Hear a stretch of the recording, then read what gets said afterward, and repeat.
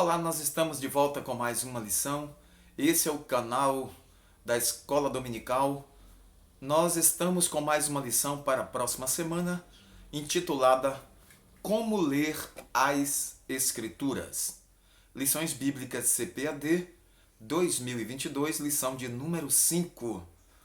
Nós temos como texto áudio: E correndo Filipe ouviu que lia o profeta Isaías e disse: Entendes tu o que lês? Atos 8:30. A verdade prática nos diz: as técnicas de interpretação auxiliam na compreensão da Bíblia, mas não são infalíveis, por isso não podem ser colocadas acima da autoridade da palavra de Deus. Fiquemos atentos. A leitura bíblica está em Atos 8:26-30, que nos diz assim: E o anjo do Senhor falou a Filipe, dizendo: Levanta-te e vai para a banda do sul, ao caminho que desce de Jerusalém para Gaza, que está deserto. E levantou-se e foi. E eis que um homem etíope, eunuco, mordomo-mor de Candace, rainha dos etíopes, o qual era superintendente de todos os seus tesouros, e tinha ido a Jerusalém para adoração. Regressava e, assentado no seu carro, lia o profeta Isaías. E disse o Espírito a Filipe: Chega-te e ajunta-te a este carro. E correndo Filipe ouvia que lia o profeta Isaías. Ele ouviu que ele lia o profeta Isaías e disse: Entendes tu o que lês? Hoje nós vamos falar sobre como ler a Bíblia. É uma pré-aula, subsídios para a nossa escola bíblica dominical, lição muito preciosa. Nós temos aqui um plano de aula e é importante falar um pouco. Se é importante conhecer a estrutura da Bíblia para manejá-la bem, muito mais importante ainda é lê-la adequadamente. Vocês sabem que a semana passada nós estudamos sobre a estrutura da Bíblia e agora nós vamos vamos estudar como ler a Bíblia. Não são poucos os erros e os enganos por causa da má interpretação das Escrituras Sagradas, e por isso nós temos de dar a devida importância ao assunto, que impacta diretamente a qualidade da fé do leitor da Bíblia, aquele que lê a palavra. Que nós tenhamos sabedoria do alto para ler a Bíblia e compreendê-la adequadamente. Peçamos ao Espírito Santo para nos ajudar. Prezado professor, você vai apresentar essa lição aos seus alunos e vai traçar o seu plano de aula com esses objetivos. Primeiro, expor que a Bíblia precisa ser interpretada.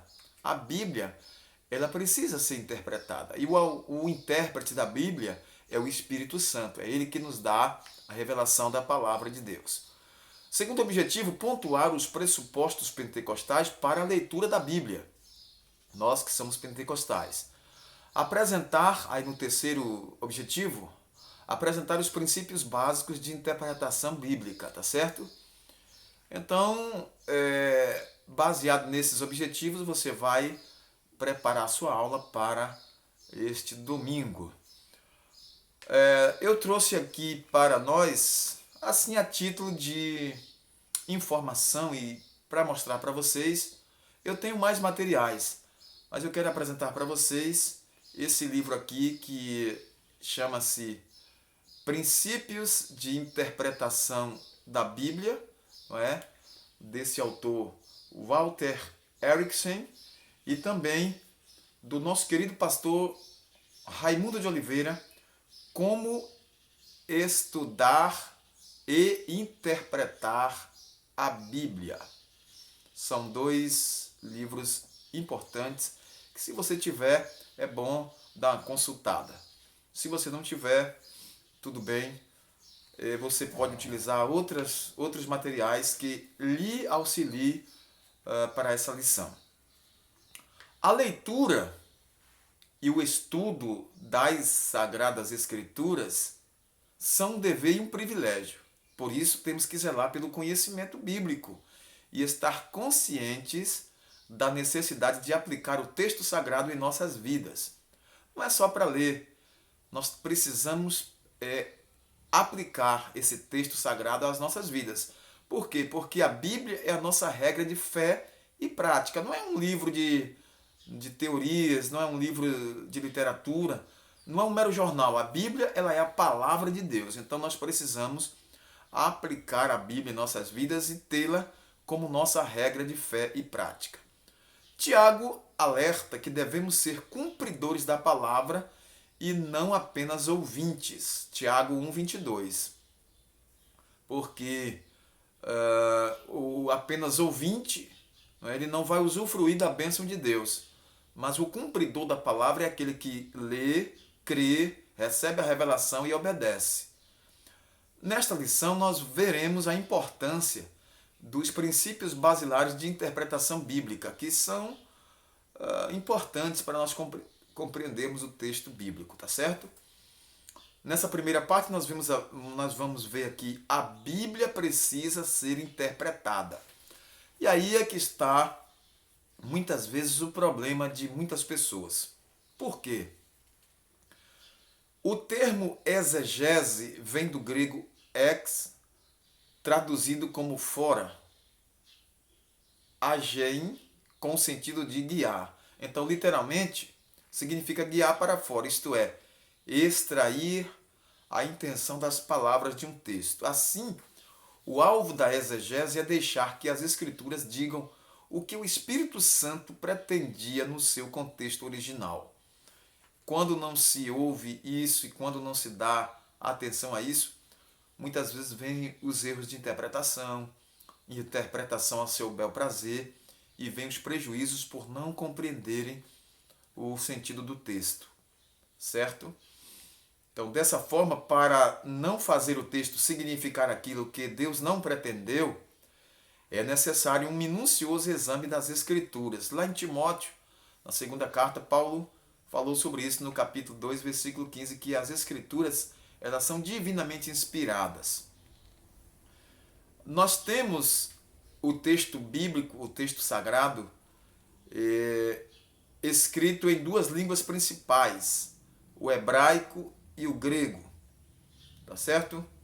Então, por exemplo, as línguas bíblicas nós não podemos ignorar. Nós precisamos atentar para o hebraico e para o grego original. Claro, nós não temos conhecimento em grego nem em hebraico, mas nós temos traduções, nós temos dicionários bíblicos, nós temos auxílios literários, auxílios de livros que nos ajudam na tradução de certas palavras do hebraico ou do grego. Usar várias versões, isso é muito importante, tendo o cuidado de observar as versões principais que a Igreja Evangélica recomenda. Por exemplo, observar as línguas, já falei, os fatos da história, os fatos da cultura e os recursos literários usados no texto, né? Isso coopera para uma compreensão mais significativa. As palavras elas recebem mais real significado. Então nós temos as limitações dos leitores. Aqueles que leem a Bíblia, muitos são limitados. Nesse aspecto é preciso reconhecer que toda vez que lemos a Bíblia, estamos interpretando. Então, acontece que muitas pessoas torcem, interpretam ao seu modo, e isso é muito perigoso. Nós precisamos do auxílio do Espírito Santo para não errar. Paulo falou: muitos torcem as Escrituras para a sua própria condenação. Precisamos ter muito cuidado com isso. O Espírito Santo nos auxilia, o Espírito Santo nos ajuda na compreensão do texto sagrado. Precisamos orar muito a Deus, pedindo ao Espírito Santo para nos guiar, para nos ajudar na compreensão do texto sagrado e entender o que Deus está dizendo. Isso porque todos os leitores também são intérpretes. O problema disso aí, às vezes, é a constatação de ideias errôneas que a Bíblia não diz. Então, nesse sentido, muitos entendem o sentido do texto de forma errônea. Em virtude de nossa inclinação pecaminosa, que nos induz ao erro, como está em Romanos 8, 7, o homem sempre é tendente ao erro, não é? Precisamos então usar métodos sadios que nos auxiliam na interpretação das Escrituras. Essa é uma tarefa importante atribuída a todo salvo em Cristo, para que peça ao Espírito Santo que lhe auxilie, que lhe ajude na compreensão do texto sagrado. Então, a natureza das Escrituras, nesse ponto aqui, nós vamos ver que ratificamos a necessidade de a Bíblia ser interpretada, porque ela é a palavra de Deus e Deus deixou isso para nós com o auxílio do Espírito Santo. Aqui na Bíblia Sagrada nós encontramos um texto que diz: quem lê, entenda. Quem lê, entenda. No texto oficial que lemos, há um versículo que diz assim: e correndo Filipe ouviu que lia o profeta Isaías e disse: entendes tu o que lês? E ele disse: como posso entender, não é? Se alguém não me explicar. De quem está falando o profeta aqui? Então, Filipe correu, ajuntou-se àquele carro, assentou ali naquela carruagem e passou a explicar o sentido do texto ao eunuco. Que coisa maravilhosa. Então, nessa segunda parte aqui, nós vamos ver os pressupostos pentecostais para a leitura da palavra de Deus, porque nós cremos na atualidade dos dons espirituais, nós cremos no batismo com o Espírito Santo, nós cremos na iluminação do Espírito Santo, na compreensão do texto da palavra de Deus, e também nós temos consciência de que o Espírito Santo é o real intérprete das Escrituras para nós. Então, primeiro nós vamos ver a autoridade da Bíblia, é uma das marcas do pentecostalismo, seu compromisso inegociável com as Escrituras, nós não abrimos mão disso. As Escrituras são nossa regra de fé e prática. Cremos na inspiração divina, verbal e plenária da palavra de Deus, não abrimos mão disso. Nossa autoridade final em questões de fé e prática é a palavra de Deus, 2 Timóteo 3,16. A palavra de Deus é apta para ensinar, para redarguir e para ensinar o homem de Deus e instruir na justiça. Portanto, ao ler o livro sagrado, como temos pressuposto, sua inerrância e sua infalibilidade. Ela é inerrante e infalível. É preciso segurar isso, nós não abrimos mão desse ponto. Nessa compreensão, refutamos a relativização e a desobediência aos preceitos bíblicos, porque estamos vivendo uma época de relativismo, em que tudo é taxado como relativo. Isso é relativo, isso é relativo, mas a palavra de Deus, ela é a palavra de Deus. Para a nossa regra de fé e prática, o que ela disse está dito, não tem relativismo. A palavra de Deus, ela é assim como ela é, e ponto final. A iluminação do Espírito Santo.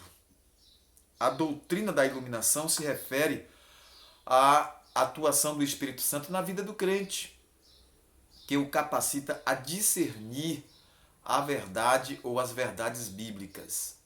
Somente o estudo racional não é suficiente para entender a revelação escrita de Deus. O que é isso? É você estudar a palavra simplesmente por estudar. Estudar, mas isso não é só suficiente. O estudo racional não é suficiente.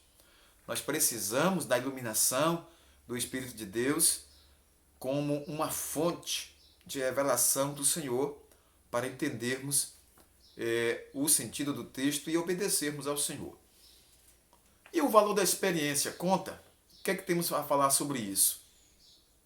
O texto sagrado é útil para o ensino, para a repreensão, correção, a fim de tornar o salvo perfeito. 2 Timóteo 3, 16 e 17. Essas declarações de Paulo demonstram que a Bíblia deve ser aplicada ao nosso viver diário. A Bíblia é a palavra de Deus para o nosso viver diário. Nós precisamos saber disso. É o nosso livro de cabeceira, é o nosso mapa, é a nossa regra de fé e prática. Nós não abrimos mão disso. A palavra de Deus ela é a nossa regra, a nossa regra diária para o nosso viver. Servindo a Deus, trabalhando, vivendo em sociedade, na família, na igreja, não é? Evangelizando. A palavra de Deus é nossa bússola, é nossa regra de fé e prática para a vida inteira. Nesse aspecto, por exemplo, nós cremos que o livro de Atos não apenas descreve a experiência pentecostal da igreja primitiva, como também a torna válida para os nossos dias. A experiência da igreja primitiva é a nossa experiência. Ela é válida ainda hoje. Não cessaram os dons, não cessaram as promessas. As promessas se cumprem, os dons permanecem, até chegarmos à glória celestial. Quando chegarmos à glória celestial, aí vai cessar, como disse Paulo, permanecerá o amor, mas os dons cessarão aqui na terra quando chegarmos na glória celestial. A Bíblia é a autoridade final, o Espírito Santo nos auxilia na sua compreensão e a experiência confirma a verdade bíblica ou as verdades bíblicas.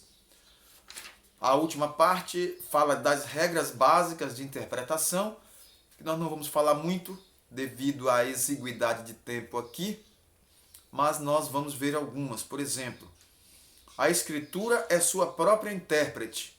Escritura com Escritura. Escritura interpreta a Escritura. Então é uma regra. O que é que a Bíblia diz sobre isso aqui, que está escrito na própria Bíblia? Então, é uma regra da hermenêutica. A Escritura é sua própria intérprete. É uma das regras. Então, a hermenêutica tem origem no termo grego hermenêuticos, que na teologia designa os princípios que regem a interpretação dos textos sagrados. Lutero desenvolveu a máxima de que as Escrituras têm de ser interpretadas e entendidas por si própria, como está escrito lá em Isaías 8:20. Pegue a Bíblia aí e leia, confira esse versículo aí. Então, significa que devemos estudar a Bíblia segundo o método pelo qual uma parte do texto auxilia na compreensão de outro texto.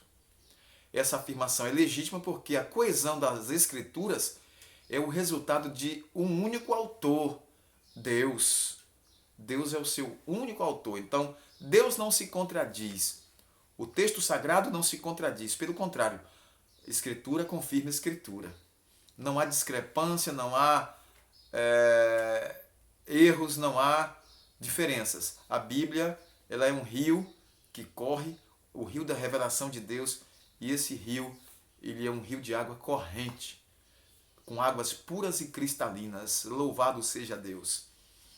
Alguns princípios de interpretação, nós vamos ver aqui que dentre os principais, nós temos princípios históricos e literários. Enfatizamos que o texto bíblico tem sentido único e sempre que possível deve ser interpretado literalmente. Sempre que possível, interpretado literalmente. Vou dar um exemplo. O grande peixe tragou a Jonas e o levou até a cidade de Nínive. É literal. Ah, não, isso é uma alegoria, uma parábola. Não, é literal. O peixe engoliu o profeta Jonas e o vomitou na praia de Nínive. Por quê? Porque a própria Bíblia interpreta lá no Novo Testamento o Senhor Jesus falando sobre Jonas e atestando o que já está escrito lá no livro do profeta Jonas. Então isso é uma prova de que a Bíblia interpreta-se a si mesmo e temos a regra de interpretação do próprio texto bíblico. Agora, nós temos aqui em Mateus 26:26 que diz assim: tomai, comei, isto é o meu corpo. Então, comer o corpo. Aí nós precisamos entender que não é literal. O Senhor Jesus está falando do emblema, do corpo, um emblema do pão, mostrando que o pão simboliza o seu corpo. Então nós participamos do pão na ceia, que simboliza, é um emblema, que simboliza o corpo de Cristo. O suco de uva simboliza o seu sangue. Então isso aí deve ser entendido como simbólico, alegórico, mas nesse sentido de que o Senhor Jesus quis passar, ele passou uma mensagem espiritual. A ceia do Senhor simboliza o seu sacrifício, não é? O sangue derramado, o corpo crucificado, e nós participamos deste corpo e desse sangue. Então, o texto mostra aqui que corpo não está no sentido literal, mas no sentido figurado, né? Não vamos nos ater muito sobre isso. Agora, existem também os perigos da hermenêutica pós-moderna, a época que nós estamos vivendo hoje, chamados tempos pós-modernos. Temos que ter muito cuidado. Professores, passem para os alunos que nós estamos vivendo uma época de pós-modernidade e que muitos têm tomado as escrituras e têm lançado muita dúvida, não é? É a alta crítica bíblica, não é? que tenta desfazer o texto sagrado, gente dizendo que a Bíblia está atrasada, que o texto precisa ser atualizado.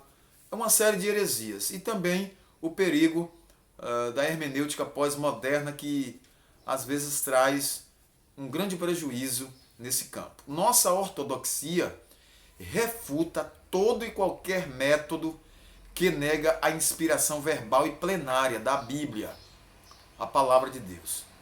Sua inspiração verbal e plenária nós não abrimos mão. E também sua consequente autoridade, não abrimos mão disso.